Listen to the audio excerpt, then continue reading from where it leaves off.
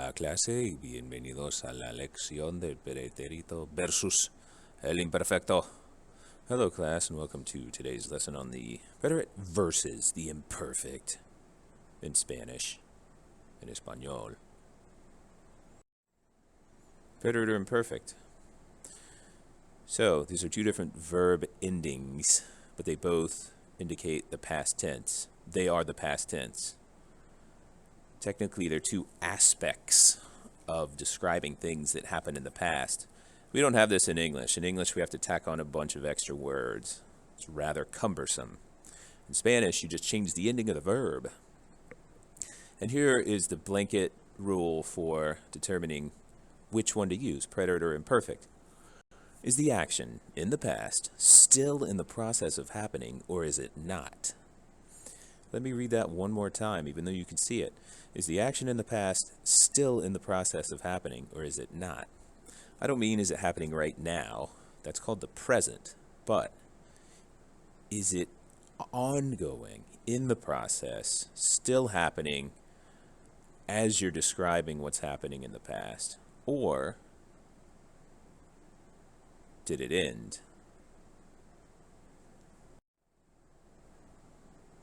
If it's still happening in the past, use the imperfect. If it's not still happening in the past, use the preterite. Done. Although there's a little bit more I should probably add to this to clarify. Here's some specific instances when you're going to use the imperfect. The action is still ongoing in the past. Hacía sol y Juan estaba caminando al puente. It was sunny and Juan was walking to the bridge. Look at that sentence. In that sentence, was it still sunny? Yeah, I said it was sunny. Was he still walking? Yeah, I said he was walking. Those actions are happening in the past. Were happening. They haven't ended. Imperfect. That's why you see hacía and estaba. Imperfect. Physical conditions for the most part. Juan estaba cansado, enfermo y mal. Juan was tired and sick and doing poorly. So, when I'm describing Juan here in the past, is he still sick and tired and doing poorly? Yeah. He hasn't gotten over his sickness or tiredness or poorly doing this. So, you're going to use the imperfect. Time. Eran las 5. It was 5 o'clock. When I say it was 5 o'clock, is it still 5 o'clock at that point in the past? Obviously, I'm saying it was 5 o'clock. Time is always going to be with the imperfect. Characteristics and descriptions of people or things. Juan era bajo y rubio y el gato era feo. Juan was short and blonde, the cat was ugly. Is Juan still short and blonde at this point in the past? Yeah. Is the cat still ugly? Yeah. More rules for the imperfect. Actions that occurred habitually, meaning several times over time. Cuando era niño, Juan iba a la playa todos los días y comía cosas. When he was a lad, Juan would go to the beach every day and eat things. Are these things he used to do or that he was doing repeatedly over time? Yes. Not a one-time thing that ended. You're not saying he went to the beach, done. No, he would go to the beach. Careful, though, with the English would do, because we also use it in a different sense. This would go means he used to go. But you can use would in what's called a conditional sense, like, I wouldn't eat that if I were you. We'll learn that later. Mental states, usually. Juan estaba triste, deprimido, ansioso. Juan was sad and depressed and anxious. At this point in the past, he's still all those things. Imperfect. Telling your age. Juan tenía 23 años en aquel entonces. Juan was 23 back in those days. Still 23 at this point in the past. Imperfect. Pretérito. Here's some instances when you use the preterite in Spanish.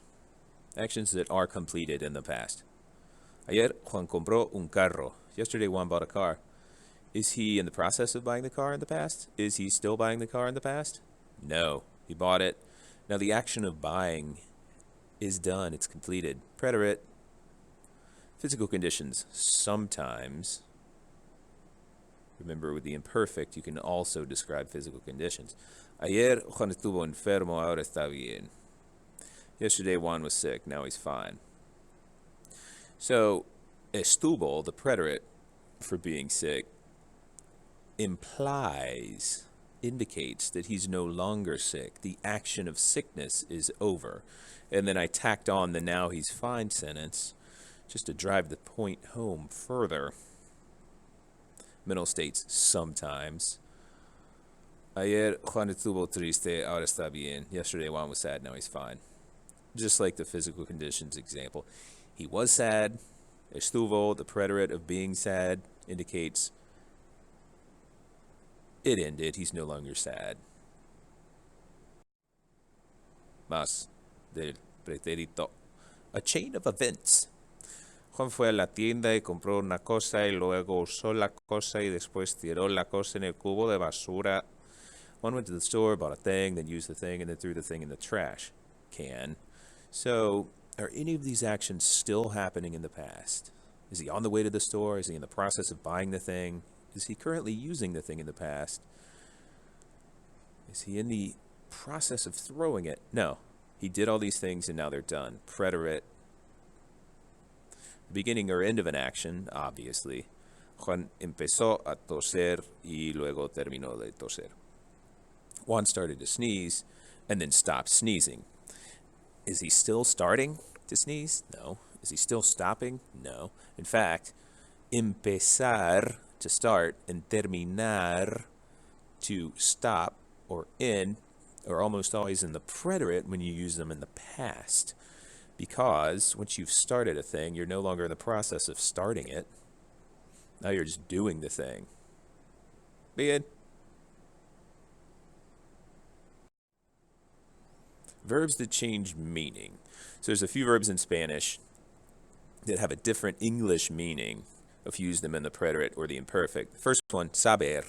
When you use it in the preterite, it means found something out, like learned it. When you use it in the imperfect, it means you knew something, like you used to know.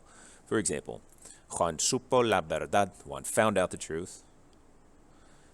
Imperfect, Juan sabía la verdad. Juan knew the truth. And think about it. Once you find something out, are you still in the process of finding it out? No. Completed action, preterite.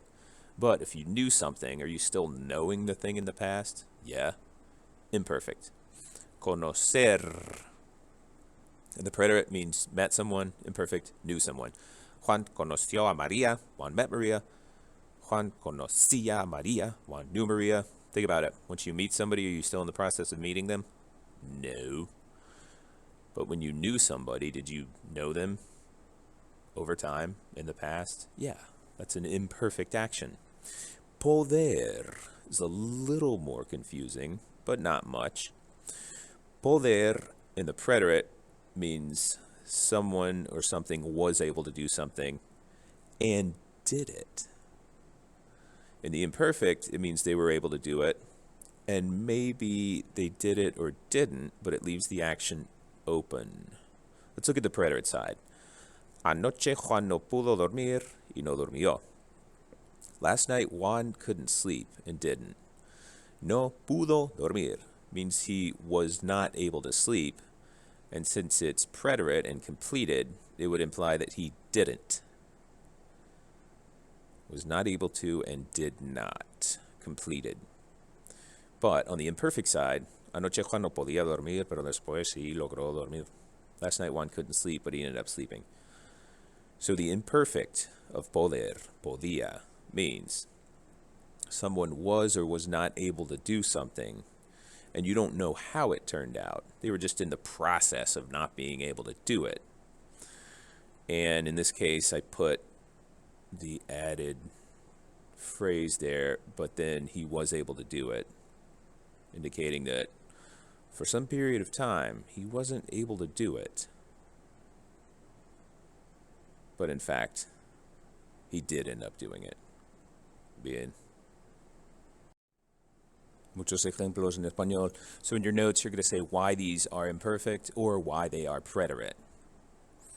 Eran las 8, Juan era pelirrojo. ¿Lo mataste? Cuando era niño comía muchos mariscos. ¿Te rompiste la cara? Estaba mirando en la tele cuando explotó. La zarigüeya era grande. Mientras retozaban los delfines, merodeaban los tiburones. Ayer hizo sol. Ayer hacía sol y Juan iba a ir al lugar. Conocí a Juan. Conocía a Juan. Sabía la verdad. Supe la verdad. Anoche no podía dormir. Anoche no pude dormir. La cena estaba deliciosa. Bien, and then here's the English of all those sentences. Use this and the rules above to determine why in Spanish you would use the preterite or the imperfect. Bien, bien. Adiós.